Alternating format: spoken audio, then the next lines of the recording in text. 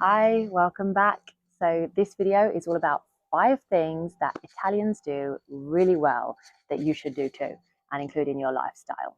And it's inspired by the month that I just spent in Italy with my husband's family. If you haven't learned this already, my husband is from Sicily in Italy, and we visit every year, and we're trying to go for longer periods of time to help our kids really immerse in the culture and to spend more time with our extended family. So this time I thought on my way back how I might just do a video on some reflections about the differences, or particularly about the things that they do really well that I observe every time I go that maybe we could think about including in our lifestyles. So I've been going to Italy for 20 years. I first went there on an exchange program with my school when I was 16, and I basically haven't looked back. I go there every single year, and I moved there for almost a year. I speak the language. I absolutely love it. Sicily, in my opinion, is the most beautiful and varied place in the whole world. And if you've never been, I really encourage you to go. And I thought that on my return, where I was very happy to be back in my happy place, which is my garden. My grass needs some water. It's definitely a little bit yellow because the sunshine's been lovely here too. But I absolutely love my Garden of Eden. And so I thought I would just share these 5 things with you from my happy place. So, number one is, of course, food. The food culture in Italy is like no other. The Italians think about food all the time. And when I speak about Italians, I can only speak specifically for Sicilians because that's the people that I have a lot of experience of. And it's true that different regions in Italy behave in different ways. They obviously all love their food, and there are similarities, but there are also enormous differences from between people, for example, from Milan and people from Sicily. So I'm speaking about Southern Italians, specifically Sicilians. That's who I know. So when speaking about Sicilians, food is life, literally. They wake up in the morning and they think about food. Whilst they're eating a meal, they're discussing what they'll be having at the next meal, or they're discussing the place that they got the ingredients from, or the place that they got one of the specific things in the meal from, and how they might find it better elsewhere, and how I know this other guy who does it better, and I go to this specific bar because they do it better. And it's just to the point, literally, where my sister-in-law, at the end of the trip, we were all in the kitchen chatting, and there were about 20 people. And we were talking about food as per usual whilst we ate dinner. And she said, let's try and not talk about food for the next 15 minutes. And there was just silence. Everybody just went quiet because, especially whilst eating, it's just such a natural topic for them to talk about. It's not necessarily the talking about it that makes it something that we should do too, or that is, particularly good. It's a funny thing about them, but it's the importance that they give food that I think we need to adopt in our culture here. So, being from the UK, there is a big fast food culture. Uber Eats and Deliveroo are huge. Everybody is getting food delivered. It's much, much more rare now to find people who regularly, on a weekly basis, will either grow their own food or go and find local producers, find ingredients, cook from scratch for lunch and dinner, or at least just for dinner. And I think that's a real shame. I think it affects our health in the long term because we tend to eat more processed food like that. And also because we don't give it the same sacred attention that the Italians do. So the fact that lunch and dinner, particularly, are such a ritual for the Italians, really for the Sicilians, really means that they are focused on enjoying their food. So whilst they're chatting, whilst they're eating and enjoying spending time together, but everybody's commenting on what's particularly good, what could have more salt, what needs a bit more oil, what could be better if you did it this way. And so this kind of love for the food, I think this intentional eating, means that the food they put in their bodies nourishes them better in the long run. And that's something that we can do even if you can't find the time to cook from scratch every day, or you can't afford to go to farmers markets. Let's face it, it's very expensive in the UK. Then you could try to cook more times a week. So try to think about easy ways to cook from scratch. I have some recipes on my channel. I talk about food all the time. DM me if you want some recipes because I have loads. Obviously online you can find recipes all the time anyway. There's some really great content creators focusing on quick, easy things that are still really nutritious. But also I encourage you to be a bit more mindful when you're at the table about enjoying the food that you're putting in your mouth. Talk about it, comment on it. Something I mentioned in another video is how with my children we speak at most meal times about where the food comes from. So if we're having pasta with pesto, for example, we'll talk about the ingredients within pesto and where each of those come from. So the basil, where is that grown? What does it look like? The parmesan, what animal does that come from? How is it treated, etc., etc. So that they really come to have this culture of understanding where their food comes from. And I think that is the Italian or Sicilian influence on my husband and I. And it's something that's really fun and really easy to do. And even as adults, I think sometimes we don't know where food comes from. So that might be an easy one for you to start doing in order to just create a more personal relationship with food, and also to question whether what you're eating is what you want to be putting in your body. The more you know about exactly where things come from and how they're processed, the better decisions you'll make about what you're putting in your body. So food and food as life is number one. Number two that the Italians do really well, and I think we need to learn a little bit about, is physical affection. So we tend to be a little bit more stiff upper lip in the UK, we're a bit more reserved, and we don't always physically interact with people around us. I've talked about this in other videos. The Italians have been satirized and have definitely, if you imagine them, you immediately think of them, mwah, mwah. But they do this. Every single time they say hello, every single time they give each other kisses, usually two, definitely one. When you wake up in the morning, you give your loved ones a kiss on the cheek. Cuddles and general touching are just much more a part of life. So if you're comforting someone and you are naturally drawn to physically interacting with them, that's just part of their day to day. And the reason that I think this is a really positive thing that we should learn from is that this regularity of physical affection and this kind of naturalness in physical affection makes them more open. It makes them more likely to be vulnerable. It makes them more likely to talk with each other about their deepest feelings, or even just sharing things day to day that perhaps if you didn't have that physical contact and you didn't feel that safe place with the person you're talking to, you might not say it. I think it makes them more open overall. And also it means that you know how physical love feels. You feel okay with it. You know what to expect from it. And I think that that sets you up well as you grow up, especially if we're talking about children, but even as adults, to understand what a relationship should be like and what's okay and what's not okay. Sometimes we find ourselves very anxious and not comfortable with physical contact, and perhaps that becomes a problem in a relationship. Whereas if you are brought up and if you regularly have physical interaction with other people, then perhaps when you come across it in a relationship, you wouldn't feel so nervous, on edge, or uncomfortable about it. A 30-second hug is more effective for pain relief than morphine, and can release endorphins and dopamine and set off a whole neurochemical set of reactions that makes you feel amazing and reduces inflammation in your body. So hugging, has been shown to help you on a physical level, not only on an emotional and a mental level. And I think the regularity of the kisses and the touching and the being close to each other helps us to do that more readily. And really that leads very easily on to number three, which is community. So the Italians are amazing, the Sicilians particularly, again, at getting together. If anything, too much. But I think really, can you have too much interaction? Can you have too much community? Probably not for your health. So they get together all the time. My husband's Nonna, who's 92 years old and a wonderful matriarch in the family, her house is never quiet. There is always somebody buzzing the buzzer, somebody opening the door and coming in, somebody ringing the phone. It's like a sitcom. It's crazy the amount of people coming and going from that household. And although that might seem a little bit chaotic, and maybe if you think about that in your own life, it sounds a bit stressful because we're always worried about, what the house looks like and how we're presenting ourselves.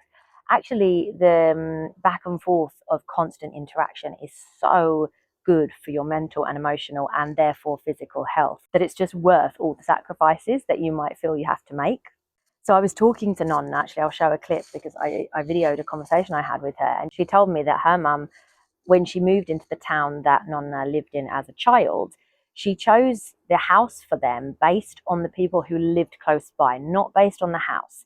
And she said the house wasn't really well suited to them as a family of 5, and they probably needed more space. But her mum deemed it more important to live close to people who she had a tight-knit community with than she did to live in a house that she liked. That's how much she prioritized community. And she lived to 101, and I didn't get to meet her, but I hear that she was very, very well right until the end. So her health span was 100, if not 101, and she was an amazing woman.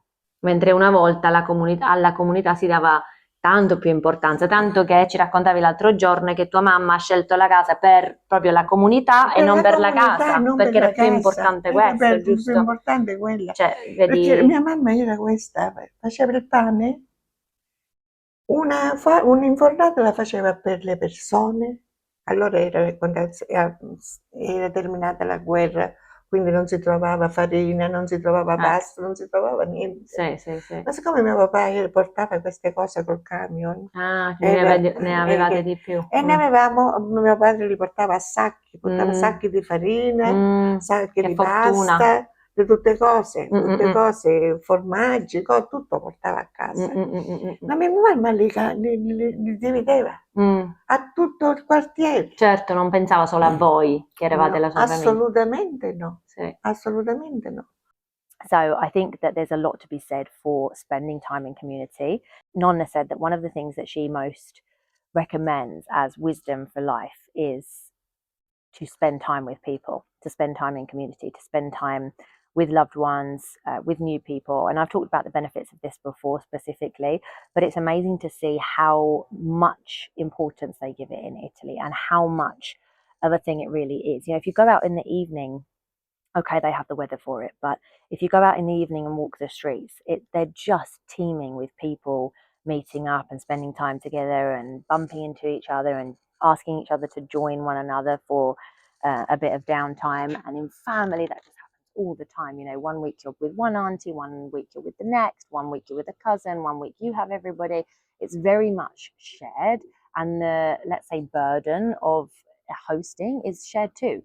So the financial cost is shared, everybody contributes or everybody makes something. The cleaning up is shared, everybody gets involved. The cooking is shared, everybody gets involved. It's just such a community effort. And that is because I think across the board, they prioritize spending time together. And so no matter what the difficulties might be, they set those aside and deprioritize them as long as they can be together. And they live longer, they live better, their health spans are amazing. So I think there's something to be said for not creating obstacles to spending time with people and just doing it in a way that, yes, works for you, but where you might invite other people to help you out. You know, don't feel weird or crazy if you say, okay, let's get together. Maybe we could all get together. Maybe we could all cook one thing. Or maybe we could buy, you know, meat for the barbecue and we'll split the cost. Does everybody want to come around mine? You know, and then if people aren't helping, say, come on, give people jobs. Can you wash the dishes? Can you clear the table? Can you put the furniture back where it was supposed to be? Whatever it might be. The more you do it, I think the more it becomes natural and the more people just do it without being asked. That's certainly the way things work in Italy. I know that change is difficult and you can't necessarily change a whole culture from one day to the next, but for sure there are things that you could do like that to start to encourage this change if it's something that's important to you. So don't limit yourself. Invite people over, say yes to opportunities, prioritize community. Number 4 that the Italians do really well is show respect. So there's this thing with the Italian language, which if you've never spoken Italian before or maybe another language will sound weird. I'm going to try and make it simple for you for English. So there's a whole, not even subtle, quite explicit linguistic perspective that directly speaks to respect.